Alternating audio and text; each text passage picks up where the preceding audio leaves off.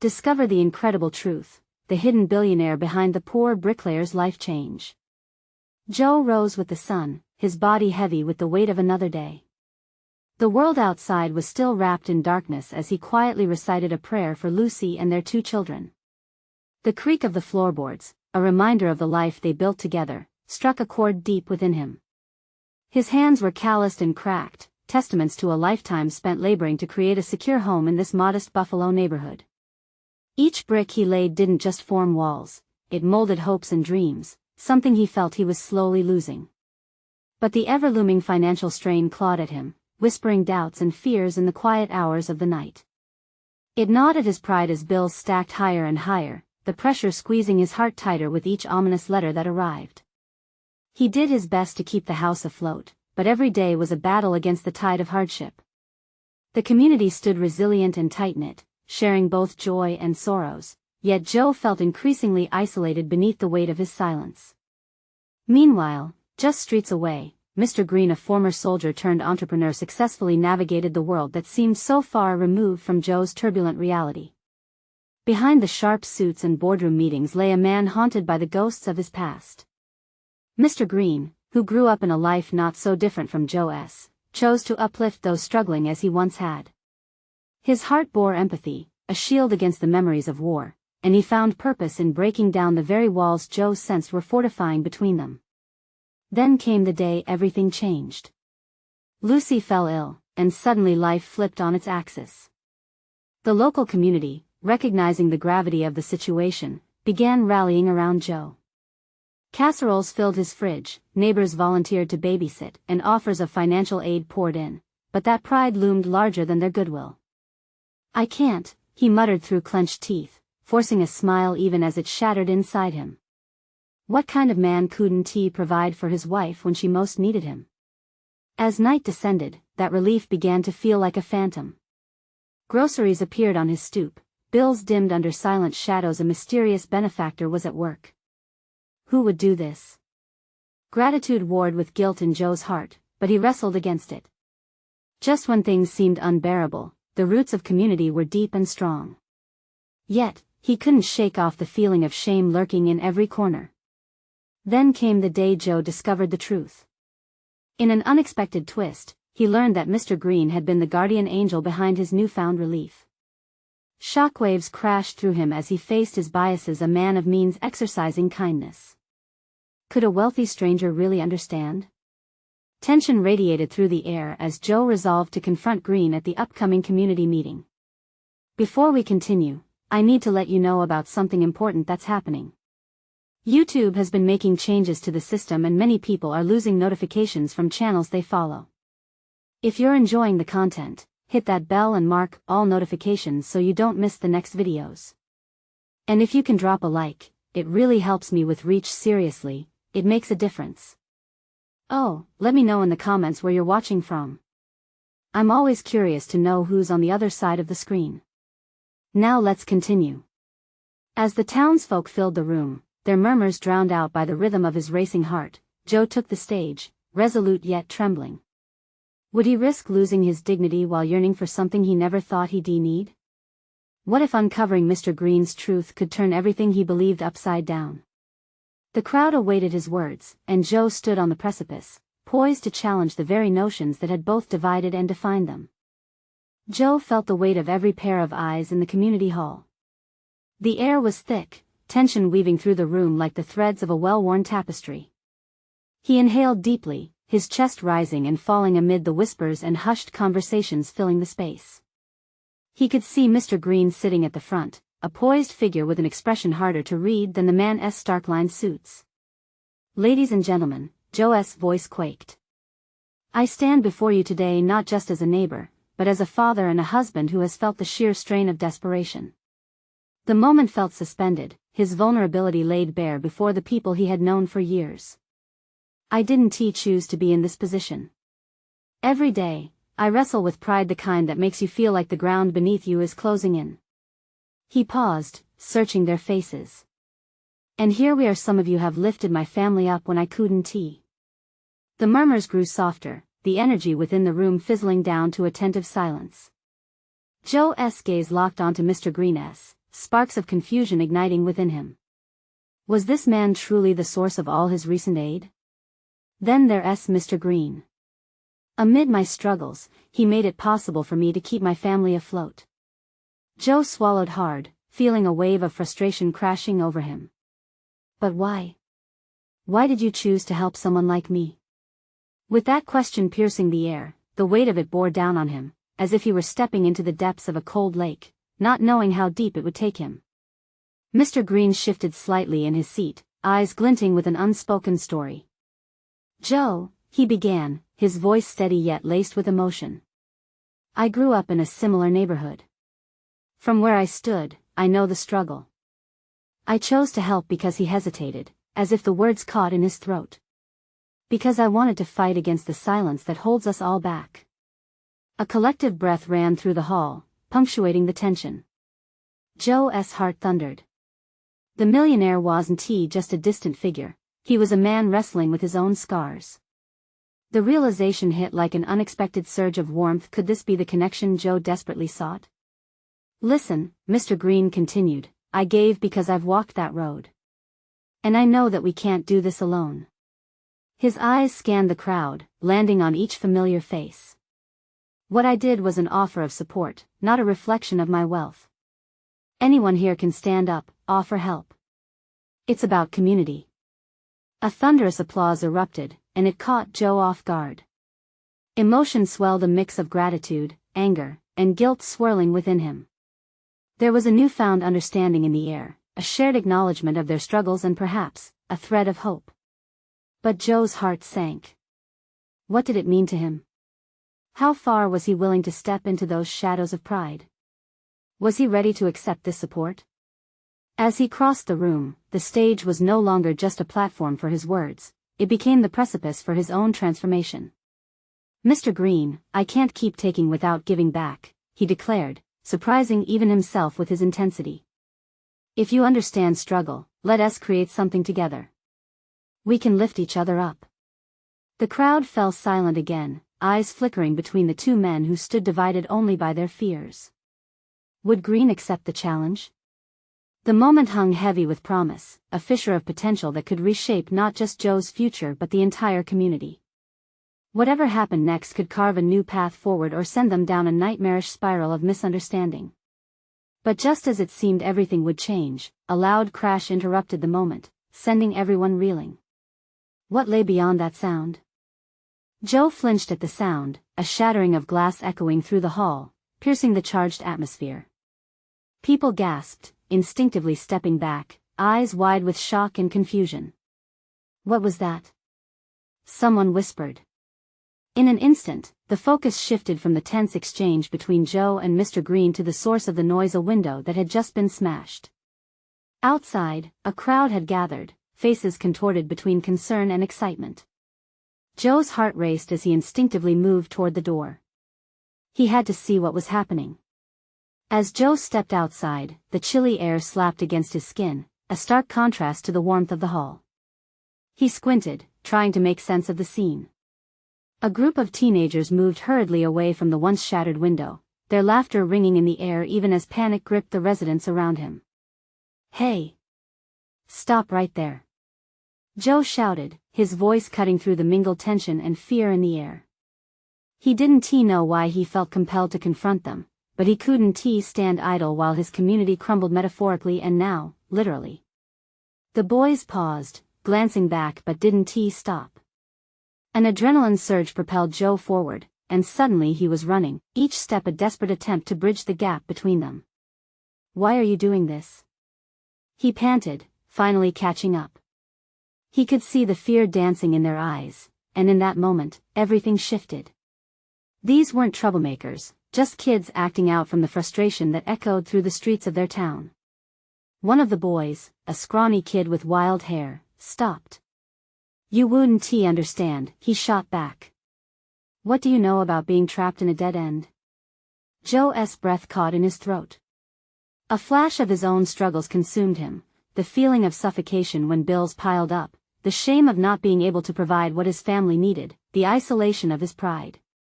Trust me, I know more than you think, Joe said, his voice low but firm. But you can't break our community and expect things to get better. We need to stand together. The other boys hesitated, glancing between each other. For a fleeting moment, he saw something in their eyes, a hint of understanding, maybe even regret. But then, a challenging glint returned. Why should we? They taunted, that reckless energy bubbling back up. What do we get out of it? Joe's heart sank again. They were right, the world had been harsh on all of them, and here he was without answers, just a father who felt trapped in his own circumstances. Let us make a deal, Joe replied, an idea blooming instinctively. Help me repair this window, and I'll help you find something worthwhile to channel that anger into something that doesn't tear us apart but rebuilds us. We can work together. The stunned silence that followed spoke volumes. Joe realized he had taken a gamble, throwing a lifeline he wasn't sure would be grabbed. The boys exchanged glances, doubt mixed with curiosity. Then Mr. Greene stepped out of the hall, noticing the standoff. His presence commanded attention, and he approached with a calm authority. How about we all take this as an opportunity? He said, his voice steady as he looked down at the shattered glass. I'll fund a community project, a place for you to channel your feelings, to create instead of destroy. A murmur went through the crowd, eyes darting between Mr. Greene and Joe, intrigue palpable. Is it really that easy? One of the teens asked, skepticism threading his voice. Nothing worthwhile is easy, Mr. Greene replied. But I promise, it is always worth trying. The air changed, tension melting as their challenge transformed into a spark of possibility. But the question hung in the balance: would they grasp the chance or let it slip away? Joe watched, heart pounding, praying.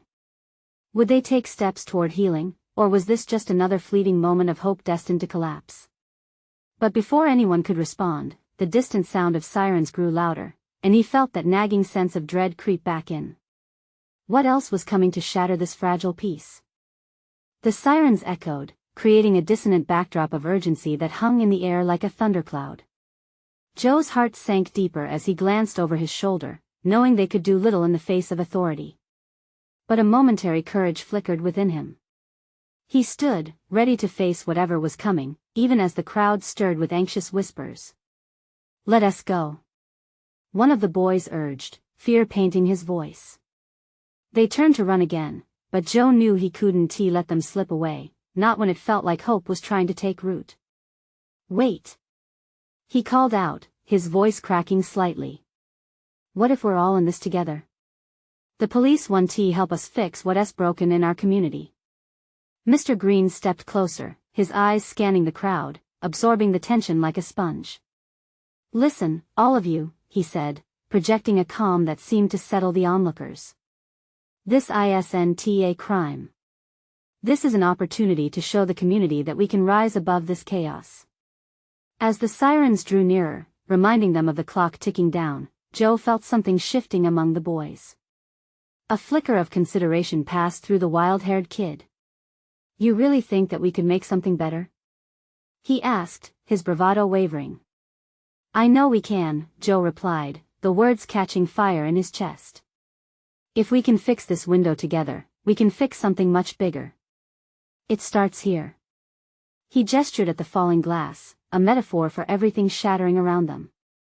Moments passed like an eternity, the sirens a constant thrum in the air, and finally, the scrawny kid shrugged. Fine. We'll help. But I'm not making any promises. The others exchanged uncertain glances but began to drift back toward the window. The energy shifted, and Joe felt relief mingling with disbelief. They were willing to try, and as the closer boys pulled stones from the debris, the constant wail of the sirens faded into the background. But then the police arrived, lights flashing, their presence looming over everything like a dark shadow.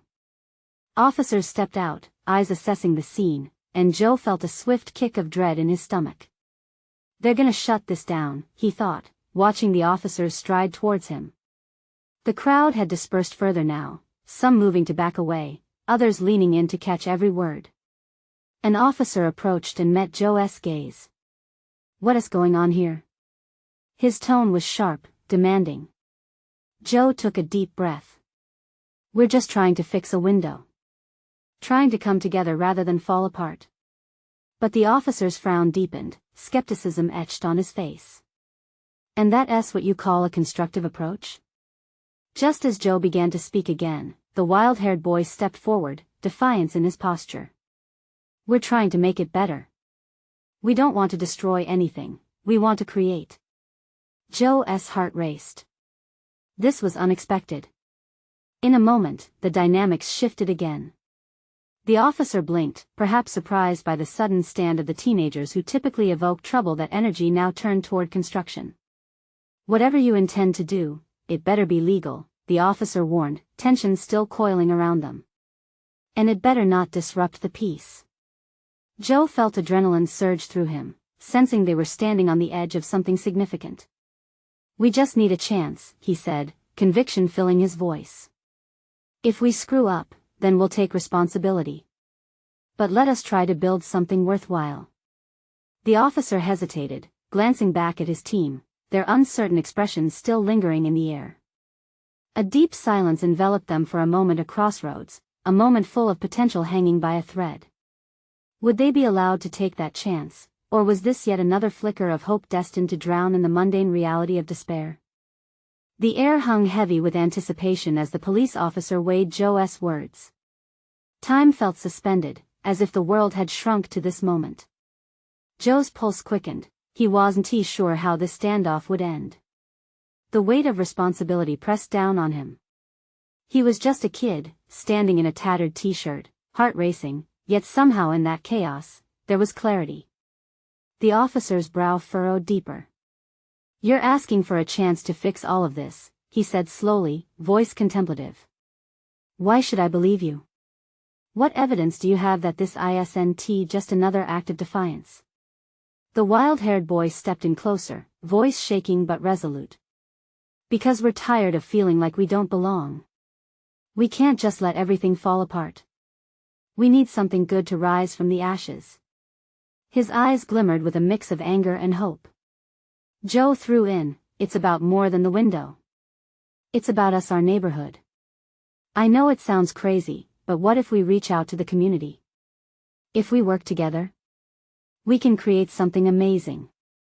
There was a chorus of murmurs from the crowd, surprise, disbelief, but mostly tentative hope. The officer shifted his weight, still grappling with the scene before him. And if I let you try, what will happen if things go south? We'll take responsibility. Joe shot back, driven by a wave of determination. We're not looking for an easy way out. We're ready to clean up our mess. But you have to let us try. His voice rang out, strong and clear, cutting through the clamor. The officer's gaze drifted across the remaining crowd, the kids, Mr. Greene, the curious neighbors.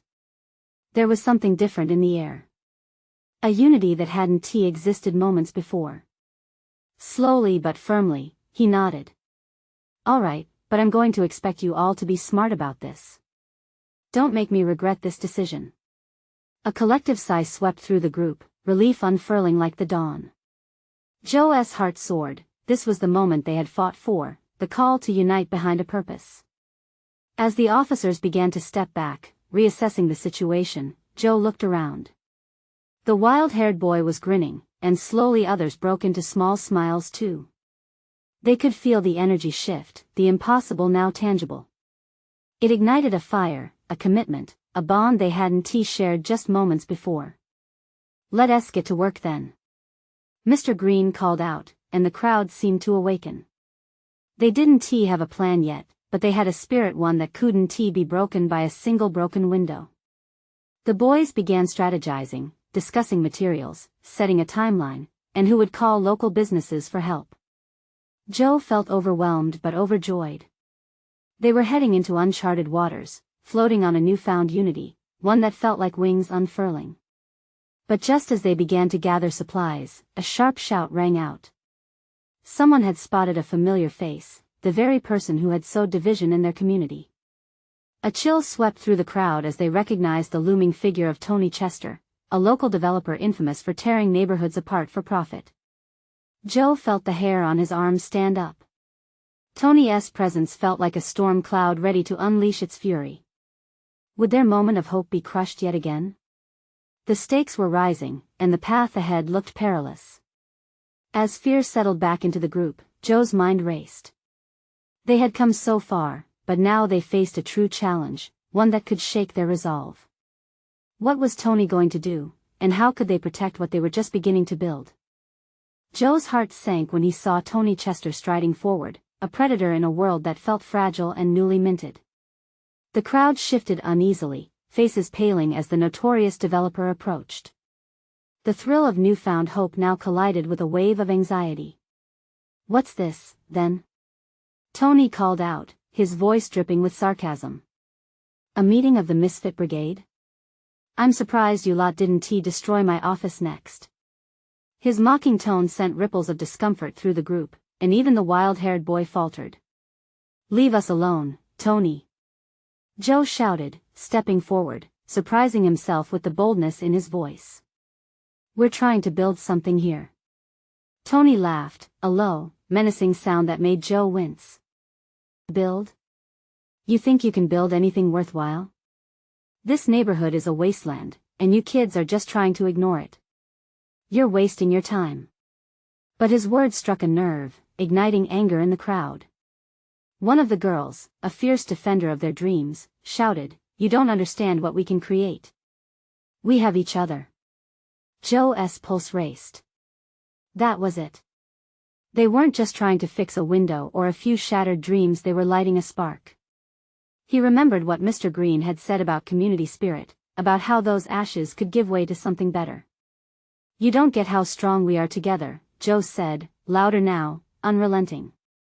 "You can't tear us down so easily." Tony's expression shifted, though he masked it with feigned amusement. "Oh, this is adorable," he said, his eyes glinting. "But reality check, people don't stay when trouble arrives.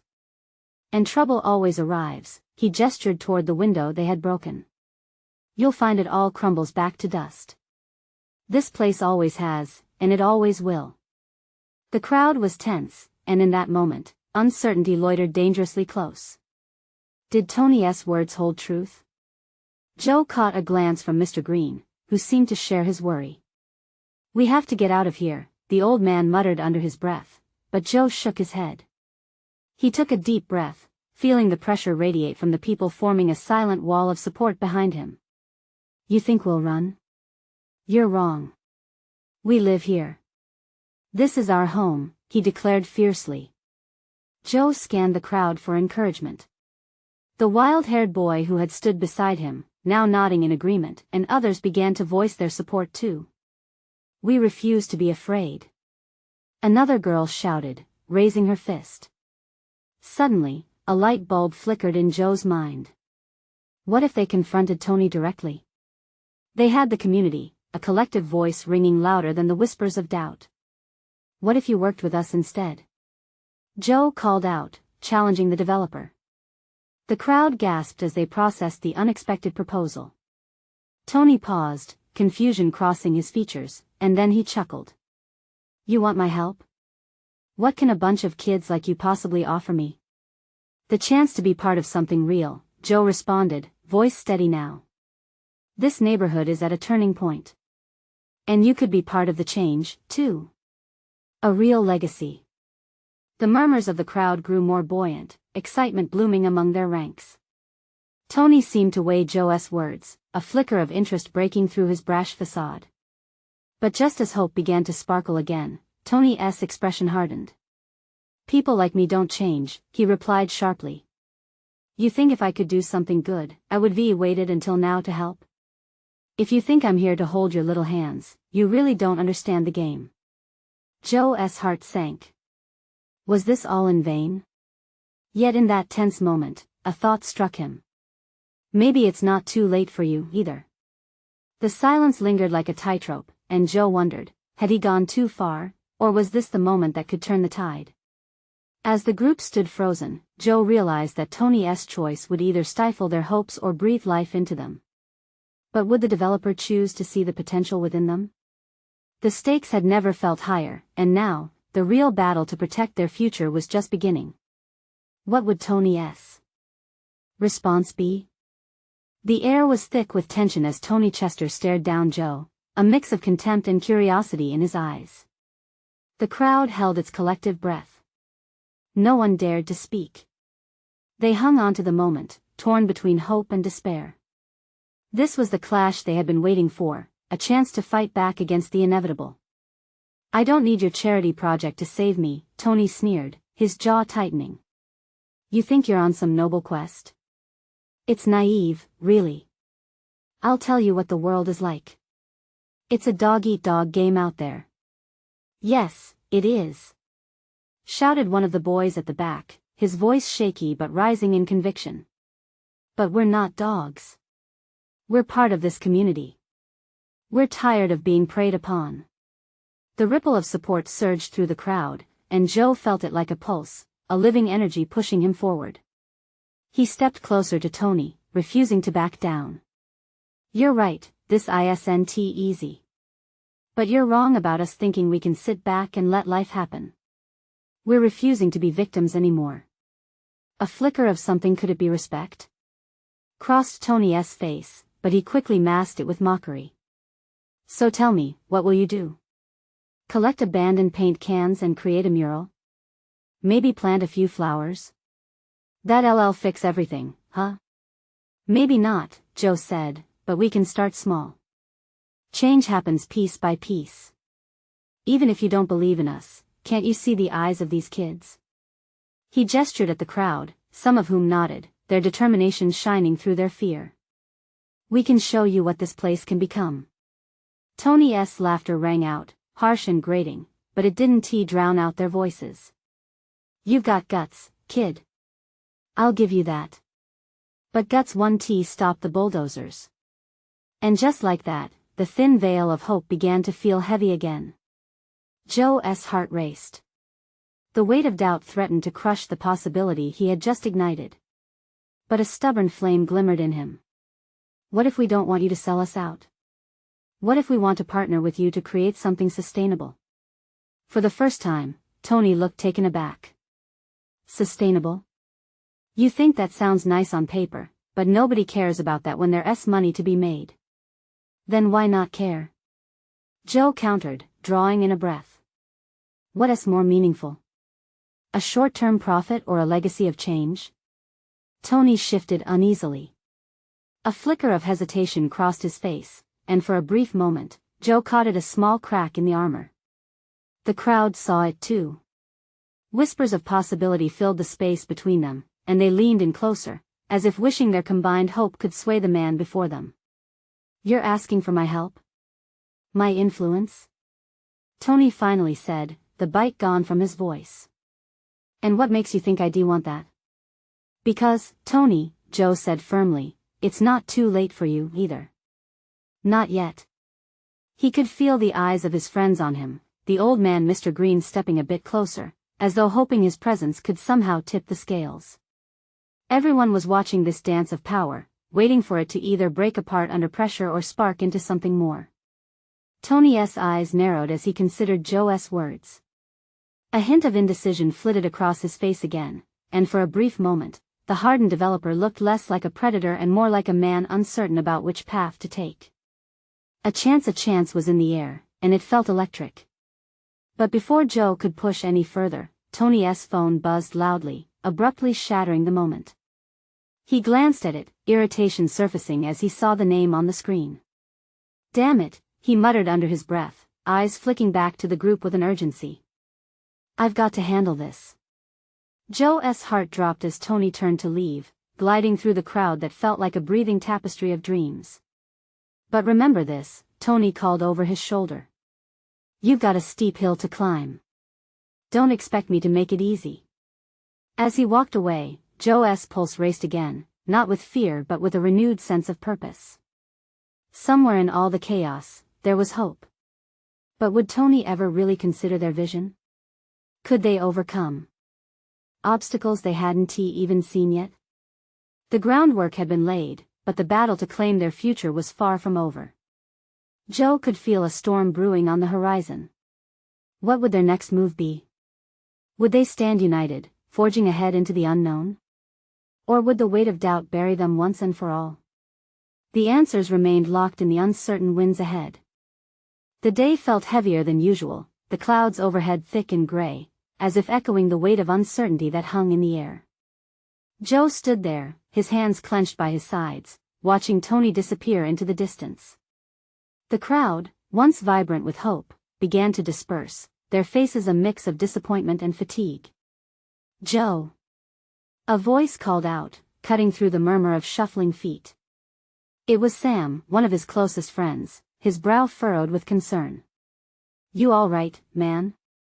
"Yeah, just trying to figure out what to do next," Joe replied, his voice steady but laden with a tinge of doubt. A small group of kids lingered nearby, their optimism dimmed but not extinguished. One of them, a girl named Mia with a ponytail that bounced as she fidgeted, stepped closer. "What are we gonna do about the park? You think Mr. Chester will really help us?" Joe knelt down to her level, meeting her determined gaze. "I think he started to consider it, even for a moment. Maybe we just need to show him we really care." Sam nodded, his eyes glimmering with a spark of rebellion. "What if we gather everyone again?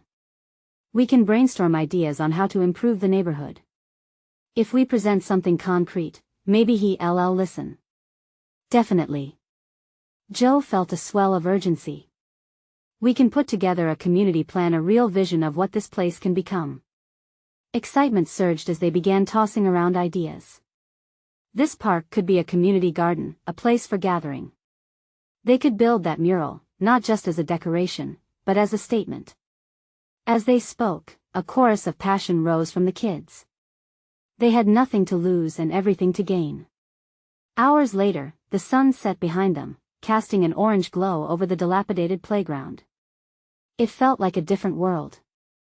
They had drawn up plans on scraps of paper, sketches of blooming flowers and colorful wall art, and outlined a small presentation they could share with Tony. "Tomorrow, we meet here and practice," Joe announced, his heart racing at the possibility of change. "And then we take it to him. We've got to show him we're serious." As the kids dispersed to their homes, Joe felt a flicker of hope ignite again. He could see it was tangible. This was about more than just saving a park, this was about reclaiming their lives, their community, their sense of power. But as he gathered his things, he sensed a shadow approaching.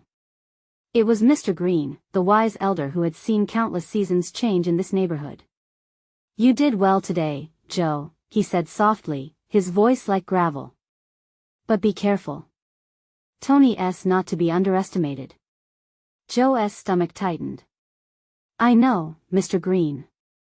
But he seemed different. Like maybe there's a chance to work together." Mr. Greene studied him closely, a sparkle of admiration mixed with a hint of skepticism in his eyes. "Don't let this moment fool you. He plays a dangerous game." By the time Joe retired to bed, his mind raced with plans, fervent hope battling anxiety. What if Tony dismissed them again? What if the proposal fell flat? The stakes were higher now, and with that came the gnawing weight of fear. Just as he began to doze off, his phone buzzed. He grabbed it, the screen lighting up with a new message. It was from an unknown number, a simple text that sent chills down his spine. "You're on the right track, but don't trust too easily. The truth about Tony may be more shocking than you think." Joe's breath caught. Who sent that? What truth? He couldn't shake the feeling that this was only the beginning, that answers lay just out of reach, tangled in a web of secrets and ulterior motives. What had he gotten himself into? Would he be prepared for what was coming? Morning sunlight filtered through Joe's curtains, rousing him from a restless sleep. The message from the unknown number nagged at the edges of his thoughts, leaving a trail of confusion and apprehension. As he stirred awake, he tried to shake off the unsettling feeling, but it clung tightly, a shadowy companion that refused to leave his side.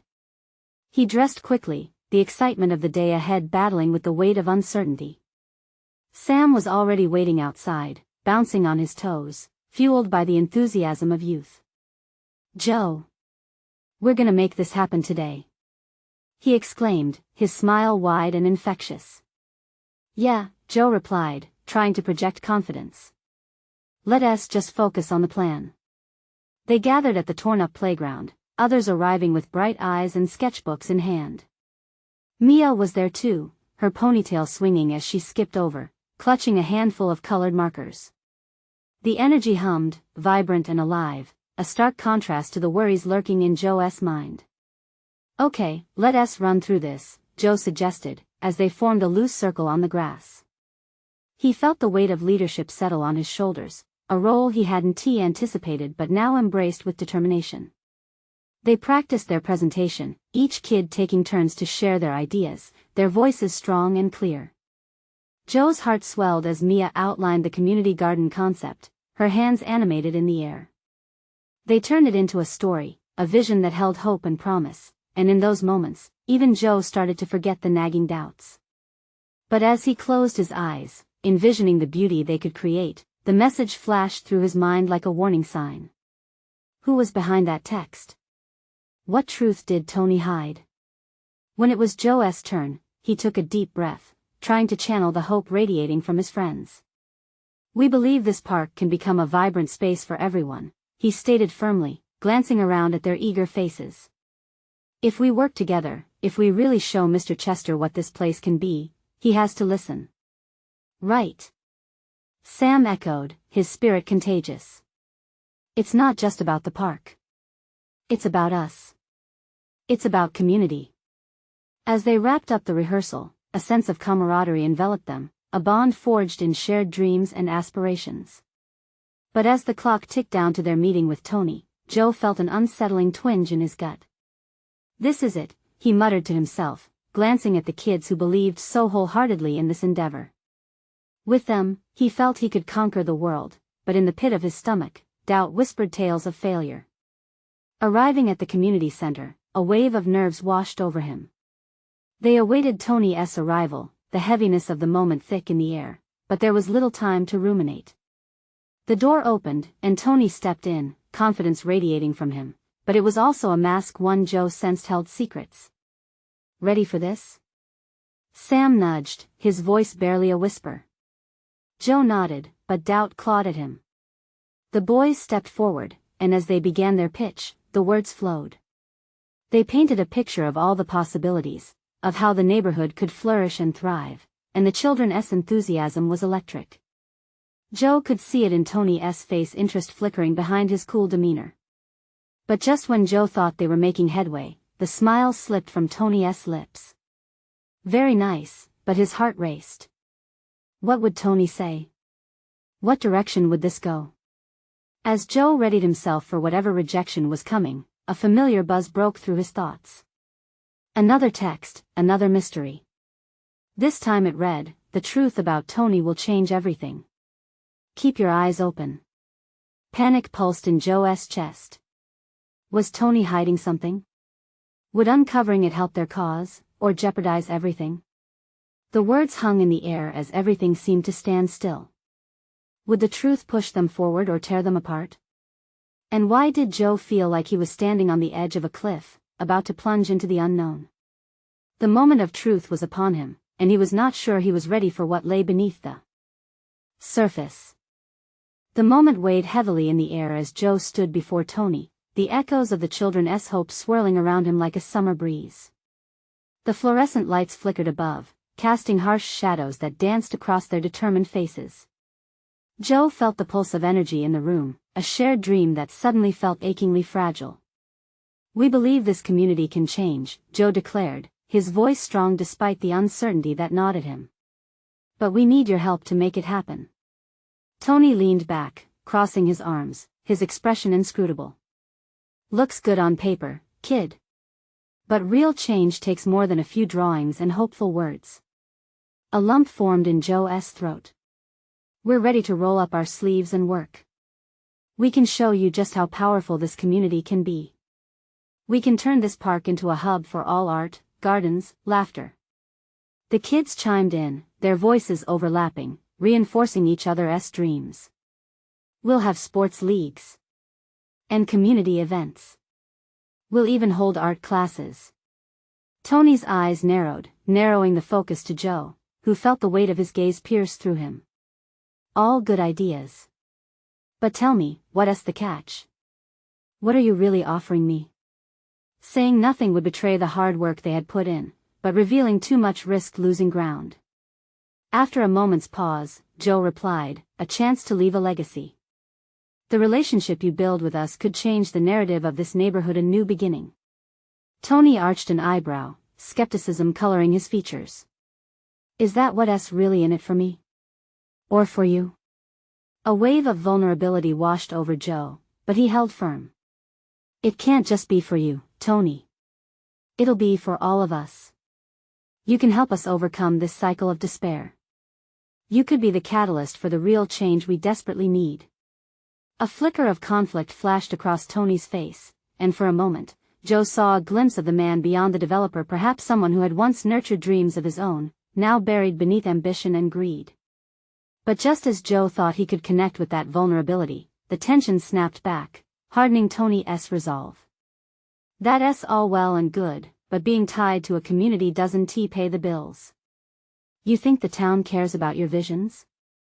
Maybe not yet, Joe admitted. But they will. Change starts small, right? That ripple effect will draw people in. Businesses will want to thrive here once they see it blossoming. Even as he spoke, a darkness flared within him. Was Tony actually willing to listen, or was this all an elaborate charade? Behind that facade lay something deeper. Was it merely greed holding sway over his choices? Another buzz vibrated against Joe's hip. He strained to read the message quickly. Don't fall for his charm. Dig deeper into who he really is. His past might hold the key. Fear prickled at the back of Joe's mind. What did he really know about Tony Chester? Suddenly his words felt flimsy against the weight of the unknown. Show me proof then, Tony scoffed. Show me that your dreams can pull someone like me in. That's the thing, Joe suppressed a tremble in his voice. We're counting on you to believe in us. Because when you do, everyone will follow. The room hung heavy with silence. It was then that Mia stepped forward, her small frame ignited with determination. She called out, Mr. Chester. You're not just a businessman, right? Somewhere inside, there's a person who wants to do good. Let us help you find that part. For the first time, something flickered behind Tony's hardened exterior, an unseen chink in the armor he had fortified around himself. But before Joe could grasp that spark of hope, the door swung open. The weight of uncertainty returned with Mr. Greene entering the room. His gaze shifted in calculated movements, sensing the charged atmosphere, reading the body language of each person present. They're here for support, not confrontation, Mr. Greene stepped in, pulling everyone's attention towards him. The respect he commanded was palpable. These kids are trying to build something meaningful, something that can uplift us all. Turn this into a partnership, Tony. Joe felt the heat of Mr. Greene's authority light up the room, and he took the moment to draw strength from it, hoping it would bolster the flickering flame within them all. The tension shifted slightly, and Joe took the opportunity to press forward with urgency. What if we treated this like a business project? You guide us, show us how to structure it. Your experience could be invaluable. And you think offering me a chance to supervise a community park will rekindle my spirit? Tony scoffed, but the twinkle in his eye betrayed a mixture of intrigue and contempt. Yes. Joe exclaimed. It'll mean you're willing to build something lasting, something that benefits everyone. If you help us and we succeed, it can reflect on you, too. This is about more than just money. Before Tony could respond, Joe's phone buzzed again, and in a moment of panic, he glanced down. A new text flashed ominously, dig deeper. Look at his past projects. There's a pattern and you need to understand it before he drags you into it. Each word felt like sandpaper against his resolve. He had to know more about this man he was attempting to trust. But there was no time to be uncertain. Mr. Chester, Joe pressed on, rising to an impulse he couldn't suppress. Let us redefine what this neighborhood stands for. Let us make it a statement, something no one can ignore. If we show them what's possible, we can change the story. Be careful, boy, Tony warned, this world isn't black and white. Dreams can shatter as easily as they're built. Then let us prove that together they can stay firm, Joe shot back, heart racing. Crisis can give way to constant rebirth. But it has to start here, with us. The crowd shuffled with hopeful murmurs, sensing the tides changing, with Joe's fear morphing into galvanizing courage. Hope hung heavy, waiting on the precipice, and for the first time, it felt as if they were united against the chaos. Imagine showing this community what real collaboration looks like, Joe said, voice clear, creating something bigger than any individual goal. You could redefine your legacy among people who once felt forgotten. Tony turned away, eyes hardening again, but Joe could see the flickers of battle, the desires clashing. And then it hit him, there was always more to find in the shadows. Just when Joe thought he was losing his grip, he found himself standing on the thin line between belief and uncertainty. Would this turn into a step forward or a stinging defeat? The tension began to crackle in the silence, and Joe prepared to dig deeper, hoping to pry through the weight of the past and unearth a way forward that could illuminate the cracks surrounding Tony Chester. Whatever truth lay beneath would undoubtedly test their resolve and the future for which they were fighting. A simple question now loomed: how deep would Joe have to dig to change not just their paths, but the fabric of the community altogether?